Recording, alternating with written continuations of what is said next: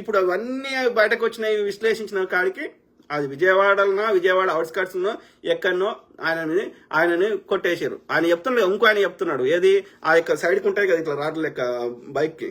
So దాని మీద మొత్తం రక్తం ఉంది అంటే ఆయనను ఫస్ట్ కొట్టిర్రు. ఒకటి కొట్టగానే ఆయనతో పడిపోయినాక తీసుకుపోయి ఇక మొత్తం ఏమేమి పైసలు అకౌంట్లు అవన్నీ తీసేసి ఆయనతో చంపేశారు. ఎక్కడో తీసుకుపోయి విజయవాడ అవుట్స్కట్స్ ఎక్కడనో.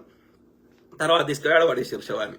సో అంటే ఈ యొక్క ఈ సుపారీ గ్యాంగ్ కి చంపడంలో ఎక్స్పర్ట్ ఉన్నారు కానీ, చంపడం ఏముంది గట్టికి కొడితే అయిపోయి తలకాయ మీద. సో చంపడంలో ఎక్స్పర్ట్ ఉన్నారు కానీ అది చంపిన దాన్ని యాక్సిడెంట్ లెక్క క్రియేట్ చేయడంలో వాళ్ళు ఫెయిల్ అయ్యారు. సో ఇప్పుడు మనం ఇవన్నీ బయట పెడుతుంటే వాళ్ళకి ఏం చేయాలో అర్థమవుతలేదు. ఇంకా నెక్స్ట్ వాళ్ళని టార్గెట్ చేద్దామంటే ఇవన్నీ అడ్డం వస్తున్నాయి.